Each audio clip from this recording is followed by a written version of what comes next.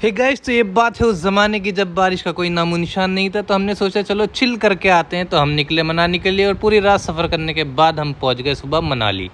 अब वहां पहुंचने के बाद मौसम बहुत साफ़ सुथरा था। सबसे पहले जाकर हमने अपना रूम बुक करा, जहां की बालकनी से कुछ ऐसा नज़ारा दिख रहा था। बालकनी से तो बर्फ़ वाले पहाड़ बिल्कुल भी नज़र नहीं आ रहे थे, लेकिन बस पहाड़ ही पहाड़ नज़र आ रहे थे। वहाँ से नज़ारे लेने के बाद हम पहुँचे वहाँ की माल रोड घूमने के लिए, जो दिन में भी काफ़ी चहल पहल हो रही थी। लेकिन अब तो पता नहीं वहाँ का क्या हाल होगा, लोग होंगे भी वहाँ या फिर बाढ़ में बह गए होंगे। खैर, उससे थोड़ी आगे बढ़े, वहाँ पे हमें एक प्यारा सा पिल्ला मिला। पिल्ला बड़ी मोहब्बत दिखा रहा था, भाई पैर चाटने को आ रहा था, लेकिन उससे हमने नज़र हटाई और फिर हम थोड़ा आगे बढ़े और फिर उसके बाद पहुँचे हम एक बाग में। उस बाग में थे काफ़ी लंबे ऊंचे ऊंचे पेड़, जिसमें जाके सबसे पहले हमने एक स्लो मोशन वीडियो बनाई, जहाँ पे बड़ा ही मज़ा आया। स्लो मोशन बनाने के बाद हमें दिख गया एक झूला, जिस पे हमने बैठ के मौज कर दी। ऐसा लगा पेट पे। हम दोनों करेंगे।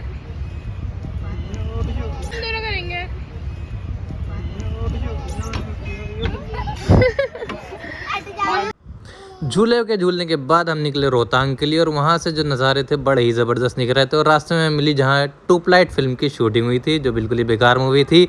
कोई बात नहीं, उसे नज़रअंदाज करने के बाद हमें और आगे बढ़ने लगे, जहाँ से पहाड़ के नज़ारे और साफ़ होने लगे और ऐसा लग रहा था भाई किसी ने रुई छिड़क दी हो। उसके बाद हम एक जगह जाकर रुके, जहाँ पर हमने चाय पी।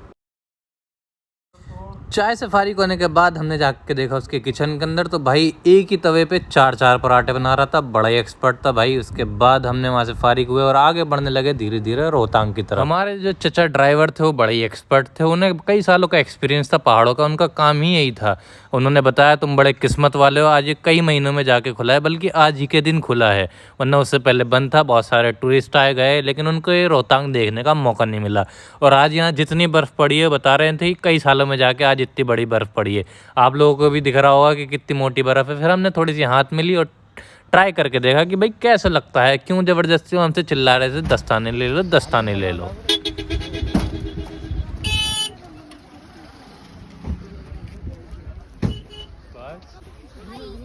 चलो चलो अकेली का खींचना भी ऐसा नहीं आ रहा।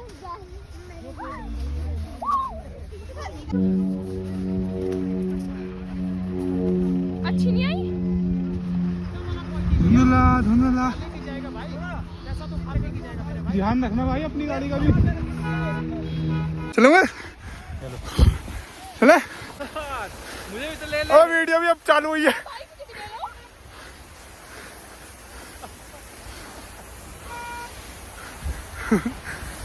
भाई वहाँ पहुँचकर गाड़ी तो फंस गई थी थोड़ी जाम में, लेकिन हम उतरे और वहाँ से उतरते ही हम फ़ौरन बर्फ़ पे चढ़ गए और भाई अपने मज़े लेने लगे। वहाँ जाके अब थोड़ा सा हमने ये करा अपना। सो गाइस, ये है हॉस्टल वाले, ये है जी सोले। बदतमीजी हो बिल्कुल।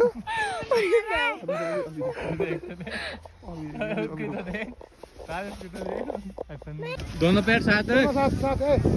बहुत बढ़िया, बहुत बढ़िया। वेरी गुड ये पूरा खेल से फारिग होने के बाद हम निकल लिए रोहतांग से वापस मनाली के लिए। अब भाई वहाँ रास्ते में हमें एक मशीन मिली जो रास्ते से बर्फ़ को हटा रही थी। अब इन सबको गाड़ी में छोड़ के हम निकले डायरेक्ट बर्फ़ से फिसलते हुए।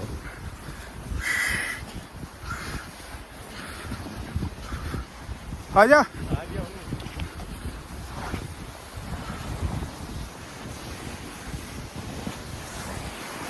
आजा दूसरी बर्फ पे। अबे रोहतांग से नीचे आने के बाद हमें मिलती है एक बहुत लंबी टनल, जो बताया जाता है कि हिमाचल की सबसे बड़ी टनल है, जिसे अटल टनल कहा जाता।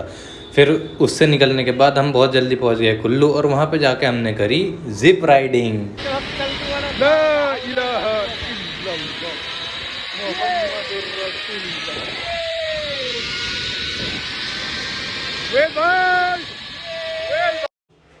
फिर हम पहुंचे कुल्लू के कैसल में, जो बिल्कुल पूरा लकड़ी का बना हुआ था और देखने में काफ़ी अच्छा था और जहाँ से नज़ारे काफ़ी अच्छे लगते थे। उसके बाद हम पहुंचे एक झरने पे, जहाँ का रास्ता बड़े ही खतरनाक था, जो बिल्कुल ही छोटे से रास्ते पे बना हुआ था। ज़माने का पुल है और हमारे टाइम पे यहाँ बारिश पड़ रही थी, लेकिन पानी का लेवल काफ़ी लो था। लेकिन अब जब यहाँ बाढ़ आई हुई और पानी का लेवल बहुत हाई है, तो पता ही यहाँ का क्या हाल हुआ होगा।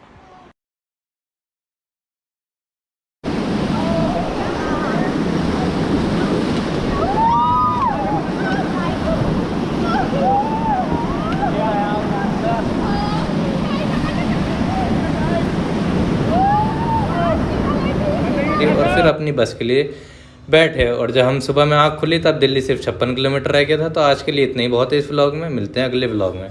Bye bye.